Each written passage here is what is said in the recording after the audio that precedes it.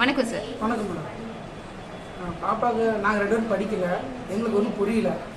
இங்கே வந்த வெட்டி தான் பாப்பாவுக்கு நல்லா புரிய வச்சு எங்களுக்கும் புரிய வச்சு சொல்லி கொடுத்தாங்க. சொன்னாங்க சார் நல்லா அருமையாக கொஞ்சம் இது பண்ணார்.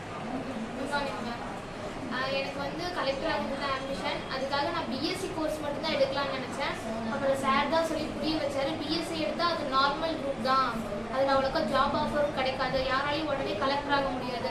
பட் நீ பிஇ கம்ப்யூட்டர் இன்ஜினியரிங் எடுத்தீங்கன்னா அது உனக்கு ஜாப் ஆஃபரும் கிடைக்கும், நீ படிச்சுக்கிட்டே வேலை செஞ்சுக்கிட்டே படித்து கலெக்டர் ஆகலாம் அப்படின்னு சொல்லி புரிய வச்சாரு. அதுக்கடுத்து தான் ஒரு தெளிவான மைண்ட் செட்டுக்கே வந்தேன் மேம். அப்புறமேட்டு இந்த கோர்ஸ் தான் இதான் நம்ம ஃபியூச்சர் அப்படின்னு சொல்லிட்டு ஃபிக்ஸ் ஆகிட்டேன் மேம்.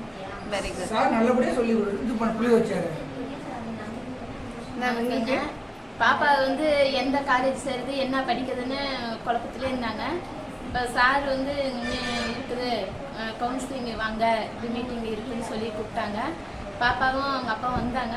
வந்துட்டு பேசுங்காட்டி ஒரு தெளிவு கிடைச்சிது, மாற்றம் ஹாப்பியாக எப்போ சொன்னாமல் இந்த மாதிரி சொன்னாங்க, இந்த மாதிரி இருக்குது, ஸ்காலர்ஷிப் இருக்குது, இப்போ படிப்புக்கு அவங்களே பணம்லாம் காலேஜுக்கு அவங்களே கட்டுறேன்னாங்க, எல்லாம் ஒரு யூஸாக இருக்குமா, எனக்கு என்ன குரூப் எடுக்கணும் அவங்க சொல்லிட்டாங்க சொல்லி ரொம்ப ஹாப்பியாக இருந்தா. எனக்கு தெரியாது, ஃபஸ்ட் டைம் நான் வரல, ஆனால் இப்போ வந்திருக்கேன், எனக்கு ரொம்ப பிடிச்சிருக்குது.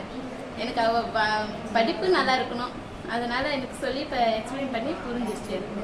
ரொம்ப thanks sir. Thank you. Thank you ma'am.